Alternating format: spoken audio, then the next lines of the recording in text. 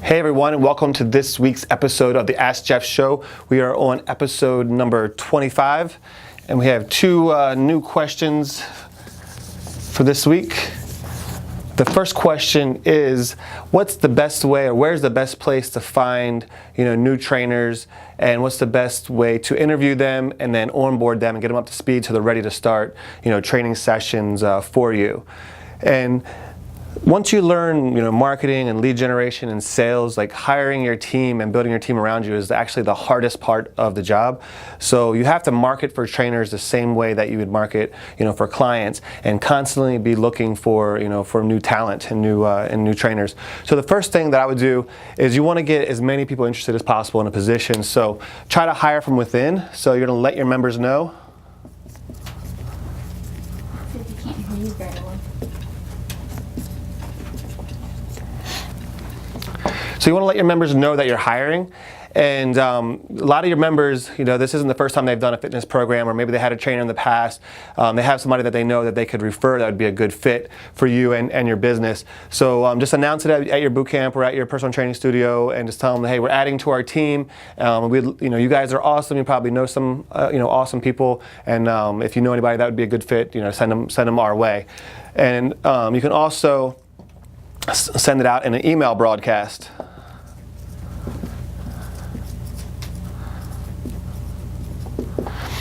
So now you're not just letting your members know, you're actually emailing your entire email list.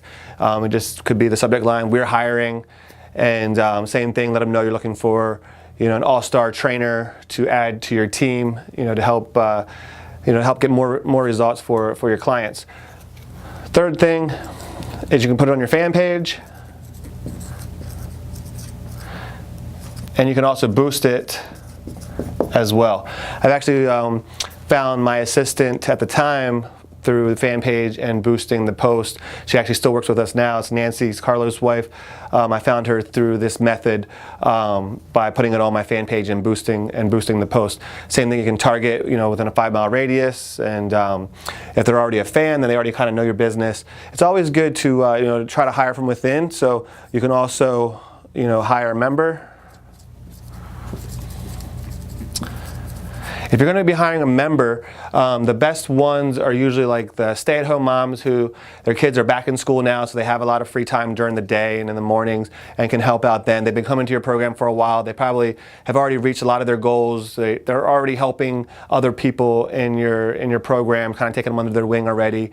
This kind of person is already going to know your workout style. It's going to be easy to train and get them up to speed. So just hiring from within, hiring a member is another easy way to go. And as far as like certifications, the main thing for me is like I'd rather have somebody that's inexperienced but has a great personality, is outspoken so people can hear when they're calling out exercises and corrections and stuff like that, and that people like, they have to be likable, because sometimes you can find a really good seasoned trainer, but they might be set in their ways and do things their way and give you a lot of trouble when you try to tell them what exercises or what things that you want to do. And if they're used to training one-on-one, they might have a problem like projecting their voice and commanding and directing a big group of people, because they're used to that one-on-one interaction. And what happens a lot of times is they'll get caught like talking with somebody one-on-one and forget everybody else, and they're like, oh, okay, next exercise, and they forgot that it had ended and they can't keep the group under control. So sometimes it's better to go with a less experienced person and train them on your methods in the way that you like. You definitely want to go the traditional route as well. Put an ad up on Indeed. I've done Craigslist, but I've never gotten anything quality from Craigslist. But Indeed seems to be the best route now. So you might as well just go ahead and post up there and see what you get. The other thing that we do is an internship program. So we had an official internship program at our local college, it was Towson University in Baltimore, and we would get 5 to 7 people apply to be an intern each semester, and we would take 2 to 3 of them and you can't have them train for you by themselves without paying them. But if they're good, you might as well have them train and actually, pay them for those hours. The other internship hours you're actually going to get for free. So they could be, doing some marketing for you. They could be doing some admin work, some data entry, stuff like that. But if they're actually leading, a session, then you're going to have to pay them if they're doing it by themselves. They can help out for free, but you have to pay them if they're actually running it. But you can also hire them after the internship. The best thing to do is to go to your local college and see who is in charge of the exercise science department. Let them know that you have an internship program and you would like to offer it to their students, because pretty much everybody that goes through exercise science has to do an internship program somewhere. Your best chance of getting an official one with them is going to them with an actual protocol. So what I did is put together everything that they're going to learn, from business management to the marketing to sales to running, and designing the workouts to nutrition and, doing the assessments and accountability. And every intern has to do a project for that semester as well. So I let them know that the project that they have to put together after they learn all those skills is they have to put together, design, and run a charity boot camp. So they have to find the charity. They have to find all the other businesses, that are going to donate, prizes to give away to help raise more money. They have to, market the charity boot camp, and they have to design the workout, as well. And that's their project. So if you go to the head of the department with a complete protocol for an internship program, you have a much better chance of getting an official internship program there. And when you do that, you're going to get 5 to 7 or more people calling it every single semester, even during the summer. And we usually, like I said, we usually pick 2 or 3, and then you can always find good trainers, out of that. So the idea is to do all of this and get as many people interested as possible. And that's where you're going to find them. Now, to figure out which one to hire,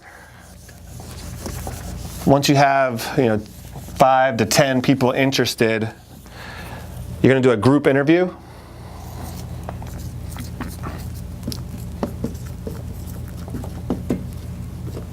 So I like to bring them in the first time, on a group interview. The thing about that is you're going to see how they react under pressure among their peers. So there's going to be other trainers there. So if they're not confident in knowing their stuff, they're going to be more reserved, more quiet.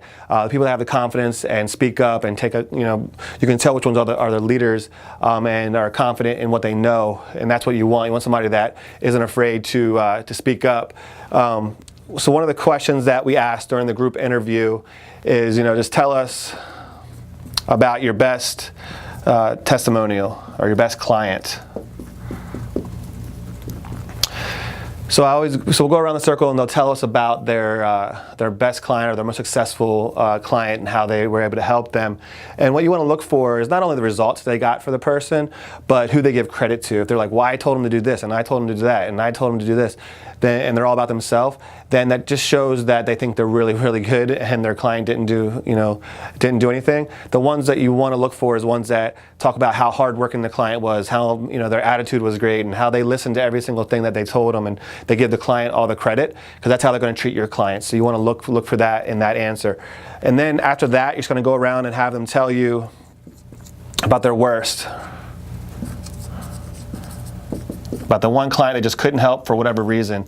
And the same thing here is if they take all the blame on themselves and they're like, "Man, I just wish I had another way to be able to reach them or explain to them or be able to help them, and no matter what I did, I just couldn't get through, and I wish there was a way that I could." Or if you say, "Oh, they were so lazy and they didn't listen to anything and they had a bad attitude," and they blame the client, then they're probably going to treat your clients the same way. So you're looking for, you're looking for the same thing there. The third thing we do is we have them train each other.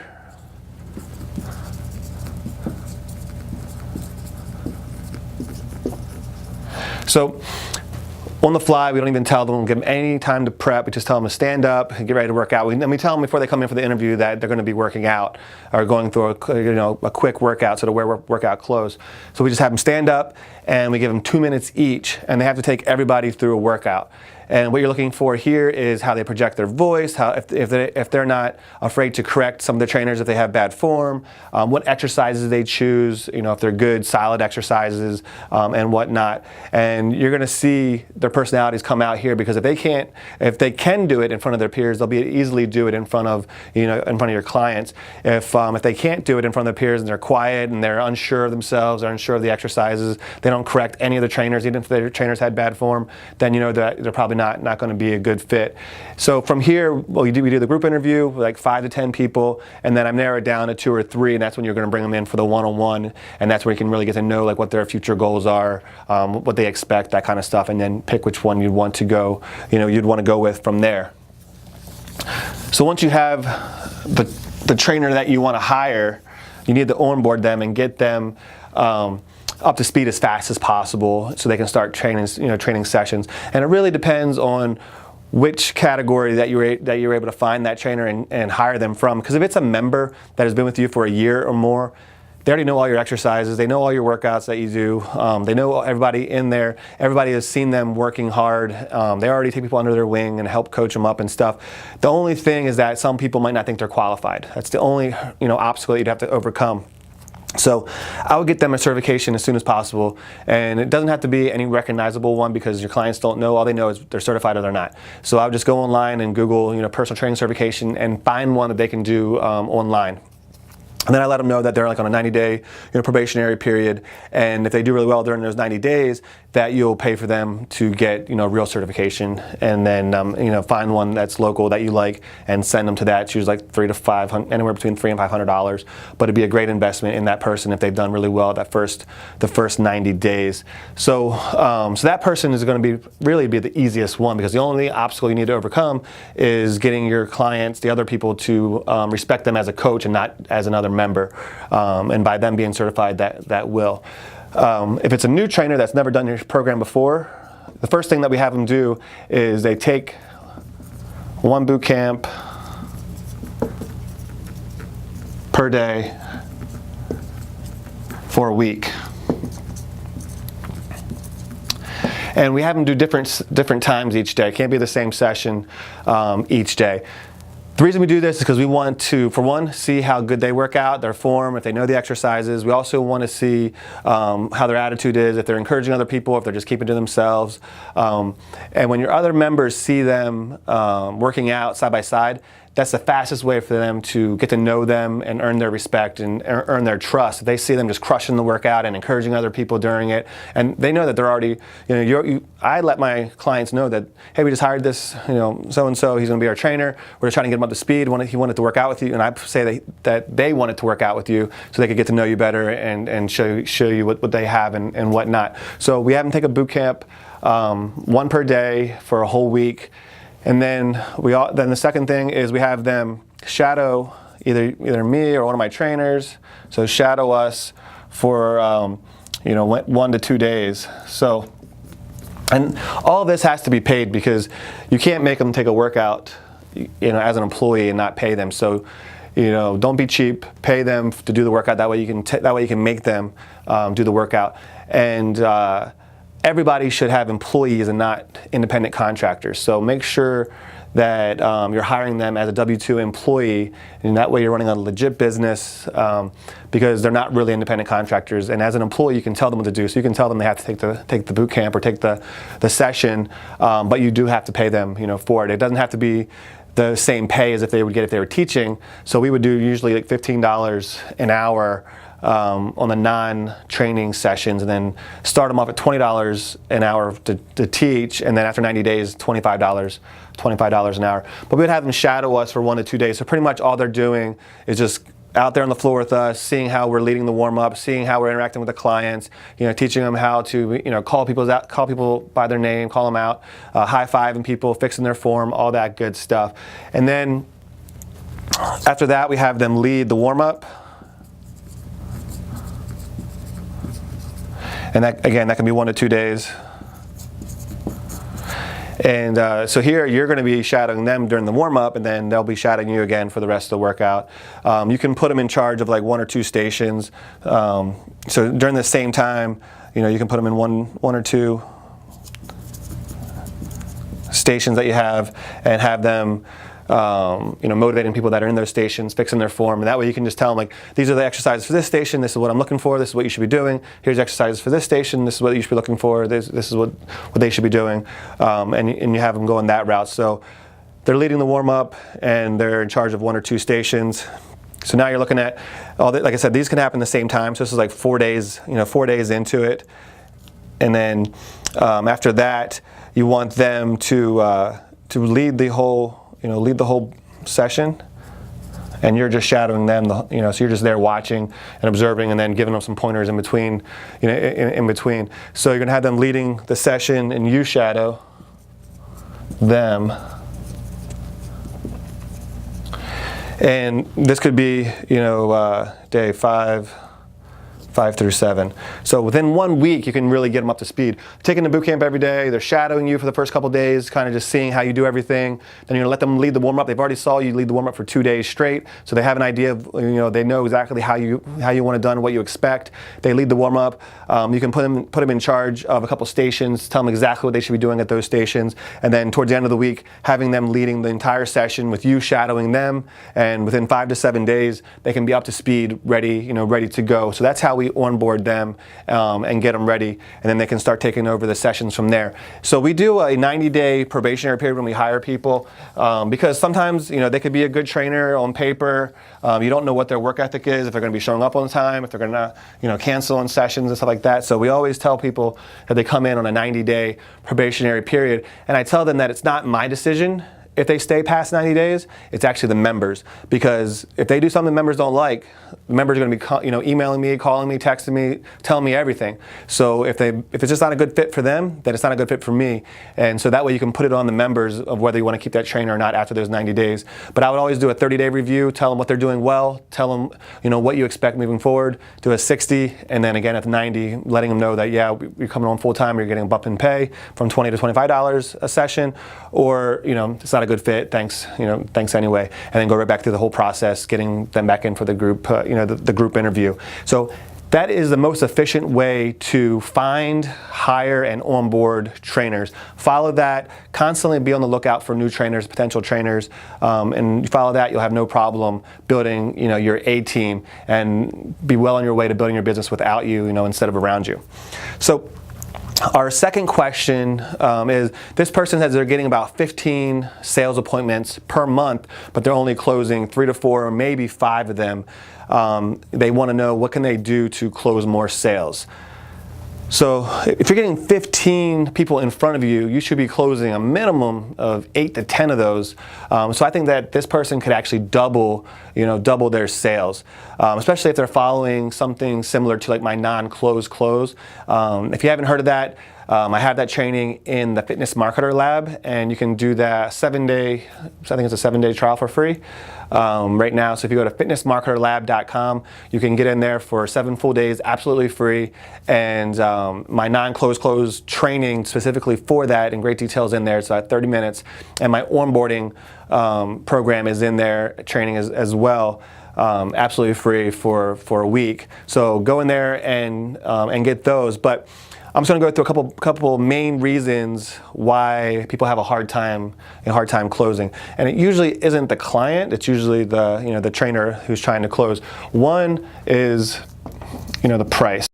9 out of 10 times, when I get coaching clients, I get them to raise their price because they're just not charging enough. They feel like they have to compete on price with everybody else in their city or their town, and when I do raise their price, I see their sales conversions drop, and they tell me it's not working, nobody's paying those, and they try to say that it's the price. The main thing is that it's not the price, because if somebody can afford to pay $147 a month, they can afford to pay $197 a month. It's more the mindset of you and also the client. So it's your job to change your own mindset and believe that your program and your services are worth the extra money that you're charging. And then 2, it's your job and responsibility to get the client to take their health and fitness more seriously and see the value that you're offering. So ask yourself, how confident you are in the prices that you're charging. Do you feel like it's too much? Then what I would suggest is go and hire who you think is the best personal trainer or strength coach, in your area, and pay them the top dollar that they're charging.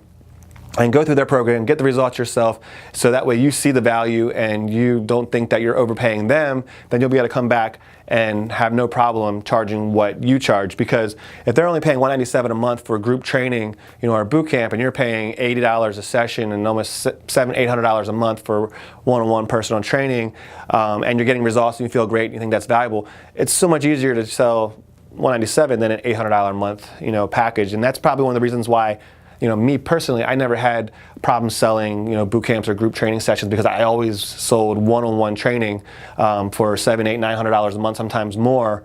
So to me, it was always easy, easy sell. So just ask yourself if you're in the right mindset when it comes to price. The other thing is that if you need the sale, it comes across. So you can't be desperate. So the next thing could be because you're coming across desperate, or you're overselling, trying to sell too hard. If the person can sense that you need this sale, and you're like, keep going over and over the same thing over and over again, and then if they have an objection, you're like, no problem, we'll take care of that, and we'll do this for you. And no matter what they have, you keep making, you keep allowing that to happen, and it just comes across desperate. And they can tell in your tonality, they can tell in your body language, and nobody wants to buy from a desperate salesperson. So just make sure that you're going in confident, confident about the price, confident about your program.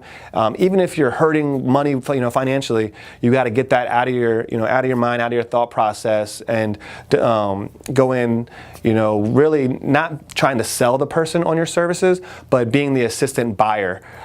Because when somebody comes and sits in front of you, they're already interested, in a fitness program. They're already interested in some kind of result, in losing weight or getting more energy or feeling, healthier. So you don't have to sell them on that. They're already sold. They want to do a fitness program. You just have to assist them in buying and show them why you are the best fit for them. So you're going there with the mindset that you're the assistant buyer and that you're not selling them anything. And just that one little mindset shift will go a long way in your tonality and how you deal with the person. So think about those two things. Those two things will get you off track from the beginning and just crush your conversion rate. And both of those are on you. You have to believe in the value that you're offering and getting paid in return for it. And you have to go in there with the client's best interest in mind. Like, don't be afraid to turn business away if it's not a good fit. When I'm trying to sell somebody, if I just know it's not a good fit, I don't want to sell them on my program. I'll suggest the ones that I think are a better fit, and I'll refer business to my competitors all the time, just so that person doesn't get into my program and and ruin the culture, and ruin the experience for my other members. I want them to be a good fit. There's enough people out there that you can find the ones that are exact fit for your program. So now let's focus on the actual client and why the client says no. There's lots of reasons. For one, most of the time, the clients don't take their health and their fitness, serious enough. So it's our job to ask the right questions and make sure that they're in the right frame of mind and that they're actually ready, to commit to a program, like yours. So first thing is we want to get them to take their goals more seriously.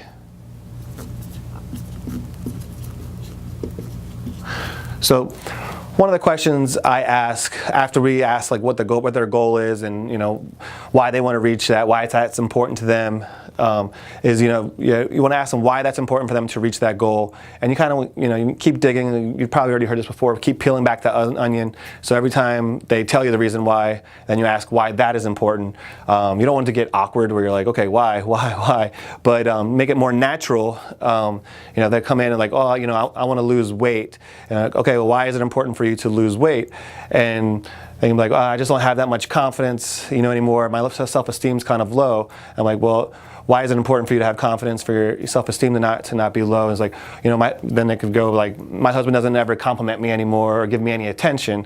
So now you're at a deeper level, and now that's much more, that's a bigger reason for them to join your program than just to lose weight. So we wouldn't want to dig too much more than that, and you want to make sure the conversation kind of flows and it's not obvious that you're trying to get, to get that kind of stuff out of them.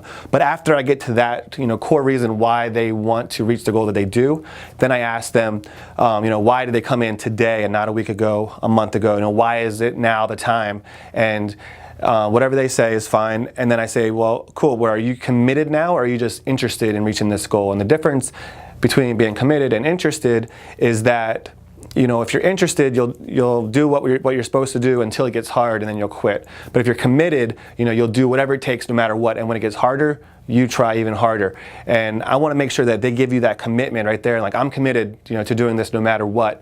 And when they tell you that they're committed to doing that no matter what, they tell you that deeper reason why they want to reach it, you're going to have a much better chance of closing them. The second question, another question that I would ask is, what's it worth to you?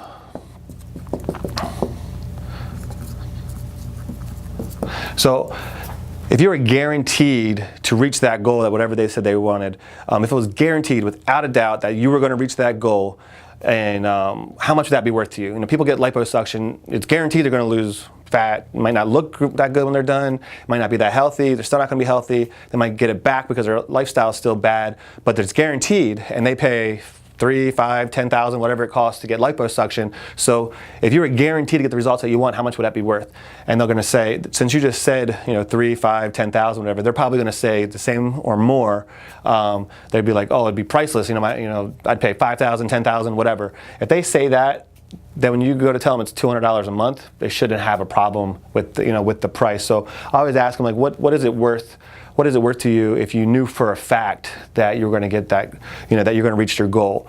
And after that, I would show them some success stories, show them some people that have a similar situation as them, so they can relate to that person, and that's going to give them, that mental proof that you're the one that's going to help them get there. Then I always ask another question to get them to take their goals more seriously: is what is your life going to be like 90 days from now, when you're 30 pounds lighter, or whatever their goal was, and you have more confidence, more energy, your husband's complimenting you all the time. Your husband's probably going to want to come join too, because that's how, we don't advertise to men, we only advertise to women. All the men in here are recruited by the women because they see their wives getting in shape, and they're like, oh man, I'm missing out, or she's going to find somebody else. So they come in and work out. So that's how we get the guys in. So, like, how's your life's going to be, 90 days from now, and your husband's like, man, what are you doing? Like, I need to go join that too. And then they'll be like, oh, my life's going to be great. I'm going to be so much happier, and I have more energy to play with my kids. My relationship with my husband will be better. And then I'm like, okay, well then, what's going to happen 90 days from now if you don't follow the plan and you don't, eat the food that we tell you to eat, and this just ends up being like all the other times that you told me about that you tried and failed? What's going to happen then? And they're like, that's it, I'll be done. I'll just, accept my life the way that it is, and I'll just be miserable the rest of my life, and this, and this. I'm like, well, the good news is that that's not going to happen. I'm not going to let that, I'm not going to let that happen to you. So you're reassuring them that you are going to help them get their goals. They're taking it more seriously. They're imagining, you're eliciting emotion, by getting them to imagine what it's going to be like, and ask them how that's going to feel when that happens. When you ask those questions, you elicit emotion. Every action we take is based off emotion. So by eliciting those emotions, they're going to take action, and they're going to join. So some of the other reasons why you might not get the sale is you might get like, I need to go home and talk to my husband or my spouse, and just make sure that, or I need to go home and check my budget, make sure it's going to fit within my budget, or whatever. So what we do with a non-close close is that we want to get a commitment out of them, but we want to assure them that, yeah, you are giving me your credit card information. Yes, you are picking which program you'd want to be on if you were to continue. But if it's not a good fit, by the end of your trial, whatever, just send in an email. And if you don't want to continue, that's fine. So when they give you their credit card, or they write down their credit card information, and they sign the agreement, they check off, they want the 12 consecutive months at $197 a month. Now mentally they've committed. So and the other reason that we have them do that is that way we can give them a carbon copy of the agreement, so they can take it home and show it to their significant other, their husband or wife, or whoever. So that way they know exactly what they got themselves into. So we tell them, like, go ahead, pick which program you'd want to be on if you were to continue. And that way, we can fill all this out. I can give you a carbon copy. You can take it home and show them exactly what you are, what you committed to, and we'll give you half off your first month, for doing so. So what you're doing is total risk reversal. You are giving them a benefit of saving half off their first month, and if their husband or significant other says, no, or what I like to say is, if they don't let you, join, no big deal. You just send in an email and everything gets canceled and nothing happens.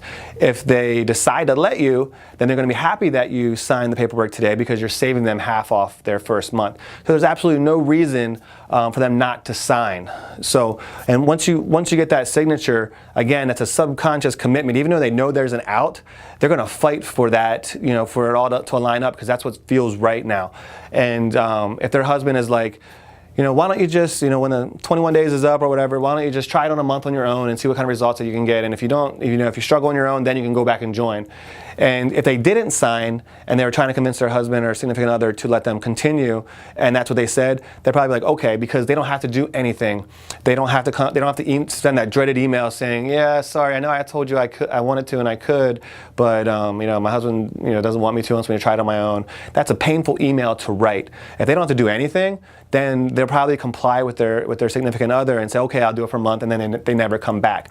Now, when they sign and they commit and they give you the credit card information and they go back and their husband or significant other says that, then they're going to be like, well, I already signed the paperwork. I have a 30-day, 100% money back guarantee. Let me just do it for 30 days and just see what kind of results I can get there. And then if it doesn't work out, I can just cancel and quit, and won't, and then we don't have to worry about it. They'll actually fight to be able to stay and join, rather than the opposite, where they're going to be like, hey, I'm going to try it on a month on my own, and then maybe come back, which they never do. So you want to get that signature no matter what.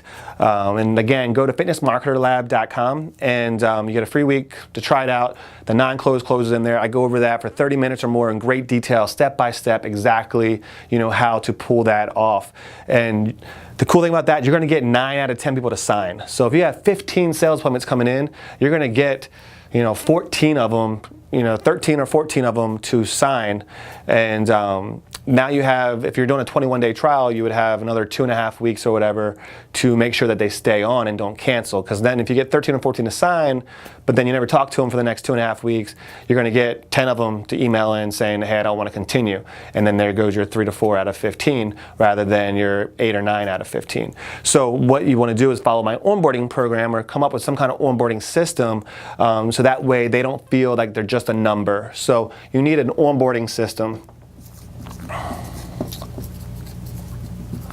And I'll give you a quick overview here. But again, in the Fitness Marketer Lab, you can go get the step-by-step of my actual onboarding system that we used, with the checklist to make sure that everything is getting done. But the main thing with the onboarding is you have to get them some kind of result. If they don't get any results in the next 2.5 weeks after they joined, they're probably going to quit. So you have to make sure that they're getting, so I always say, let's just try to lose the first pound, in that first week. That's the goal. Let's just get some kind of result. Because how many of you guys, have had somebody come in, sitting in front of you, and you don't have to say anything. When they tell you what the goal is, and you tell them that we're going to, try to lose 1 to 2 pounds a week, and they're like, yeah, but I know it's going to take a long time to see results, because it took me a long time to put it on. It's going to take me a long time to get it off. I know, and I'm like, well, who told you that? Like, well, that's what my last couple trainers, whatever, they all told me. And I'm like, well, that's what a trainer that isn't very good or can't get your results tells you. You should be getting results from day one. As soon as you start changing your eating habits and start working out, the high intensity intervals, you're going to see 1 to 2, even 3 pounds of weight loss every single week, depending on how much weight they need to lose. So your goal is to get them some kind of result during the trial, because if they don't get a result during the trial, then they're going to lose hope, lose faith, and quit. Also, you want to do a like an introduction to your group, your Facebook group, intro to Facebook. So we treat everybody that signs the agreement form as they're already a member. Like we just assume they're not going to email and cancel. We don't hold anything back. We treat them just like our members. So we put them into our members' private Facebook group, and we introduce them as a new member, even though it actually hasn't gone through yet. and we'll do a join me in congratulating post in there. Join me in congratulating so and so, so and so, and so and so. To our our fitness family, and then I tell them when they sign, they're like, hey, I'm going to introduce you to all the members in the Facebook group. We're a really tight-knit group. We have hundreds of success stories. There's got to be a few people that have been through the same things that you're going through. So I'm going to ask you what your biggest hurdle is to reaching your goal, and if you can share that. You're going to see how supportive this community is, and they're going to help you get through whatever issues you're having with losing weight. So I prep them ahead of time. So then when I do this intro in the Facebook group, I introduce them all, and then I say, hey, if you guys could do us a favor, just let us know what the number one thing is that's holding you back from reaching your goals. And you hope that one of your members answers them. I give it 30 minutes, and if nobody's answered in 30 minutes or gave an answer to they're being vulnerable and sharing what they're struggling with. You want somebody to answer as soon as possible, and not necessarily you. They won't feel. I mean, it'll be nice for you to answer, but they'll feel like if a total stranger took the time to answer their question, that well, this place is different. People actually care about each other and whatnot. So in the first 15, 20, leading up to that 30-minute mark, if nobody's answered yet, I'll send a text out to a couple of veterans, that we have in the group that they've been there for a while, maybe one of the charter members or whatnot. And like, hey, can you go into the Facebook group and answer a couple of those questions from some of our new members? I really appreciate it. And they'll go in there and give a good answer. If nobody does, then you go in there and make sure you put the answer in. And then maybe you can tag somebody else that has a similar issue. Like, hey, so-and-so, remember, when we talked about this, you're going through the same thing. And I'll tell them, what you did. So I'll call them out in there as well, but it's better if they answer first, and that way that new member is like, wow, this person doesn't know who I am. They took the time to help me out on day one, and that's going to help that's going to help them stay on board. They're not going to want to cancel after that. The other thing that we do is we buy a t-shirt with our logo on it, and we ship it to them. And we do like print on demand. There's a bunch of companies that you can use. Printful is one that we currently use. And you can send them the shirt. So you're shipping it directly to their house, and you'll get an email when it was delivered. Once you get the email when it was delivered, you're going to call them up, and you're like, hey, just wanted to call and check in on you and see how everything's going with your results, and how's boot camp going, or how's the program going so far. And they're gonna let you know, like, oh, by the way, did you happen to get the shirt that I sent you? And they got it. And like, oh yeah, I just got it today. That's great. Thank you so much. I really appreciate it. So you just gave them something. So now you can ask for something. So what I would ask them to do is like, hey, do me a huge favor. Every month we do like a selfie contest. Put the shirt on, take a picture of yourself wearing it, and post it as your Facebook profile picture, and let everybody know what's the best thing you like about our program, and use the hashtag, and then have like a special hashtag. Like for ours, it was Baltimore FBBC, and they would use that hashtag, and then I let them know that they'll be entered into our selfie contest, where we give away prizes every single month. So we do the selfie contest, and what they're doing is a public declaration to your brand. They're taking a selfie, posting it as their profile picture on Facebook, then letting everybody know what they like best about your program. Oh, I just joined this program, and it's awesome. The people there are so nice. They've already been helping me out because you already introduced them. They've already helped them out, and they're doing a public declaration, to your brand, a public commitment to your brand. And to do the selfie contest, all you do at the end of the month is you just go in and search that hashtag. You'll see everybody that posted a picture with your logo. It could be a t-shirt, it could be holding a coffee mug, whatever you got, holding it up and saying what they like best about your business. And then if it's like 40 people, then I go to like a random number, app. You can find any website. You just Google it, it'll come up. And you put in I need number 1 to 40, and then you hit, and then it'll show up. You can do a screencast so everybody can see you doing this. If it's like the number 7, go back to Facebook and you just count down to the 7th person on that put the hashtag up, and you announce that as the winner. Use that for your marketing or whatnot, and you have a winner for your selfie contest. We used to give away like a free cut and color. We had a hair salon that would give us a free cut and color. We had a massage therapist that would give us a free 30-minute massage. We had a smoothie king that would give us like a $25 gift certificate every month to give away. And then we had a gymnastics center that would give 1 month of gymnastics for somebody's kids. So we'd mix up the prizes for the selfie contest. So you want to make sure that you're doing that during the onboarding process. Get that public commitment to your brand. The other thing that you want to do, again, you get that initial result, and this is like, week 1. And then this is also week 1 where you're doing the intro, maybe towards the end of the week. Selfie contest, the shirt's probably going to take a week or 2 to get there. So this is probably like week 2 going into like towards the end when they're about ready to have to make, not necessarily make the commitment, make another decision, but just stay on board. And then at the end, like I like to set a goal for like the 21 days or whatever the trial membership is, rather than their long goal. Have a goal just for the trial membership. So if they got their initial result here in week 1, I want to make sure that they're going to hit their goal for the entire, trial. So make sure that they hit their goal for the trial membership. And then the last thing you want to do is another follow-up consult. And for the follow-up consult, so we let them know that we offer unlimited follow-up consultations. So for any reason they're not on track to reach their goal, they can come in, we'll go over their diet line by line and get them back on track. And whether they're hitting their goal or not, we still want to schedule that second follow-up consult, because we want them to log their meals, and we want to go over it. We want to schedule this for like a day or 2 before their trial is up, or a day or 2 after, like really close to the end of their trial membership. Because if they show up to this follow-up consult, they're not going to quit. If they show up to the follow-up consult, then you know that they're coming in. I mean, it would take a really awful person to come in the day before, take your time on going over their diet and helping them just to cancel the next day. It's just not going to happen. During this consultation, we go over their diet line by line, and then we sell them supplements to help fill in the holes in their diet. So we always sell them like a protein, a greens drink, and some kind of fish oil, crow oil.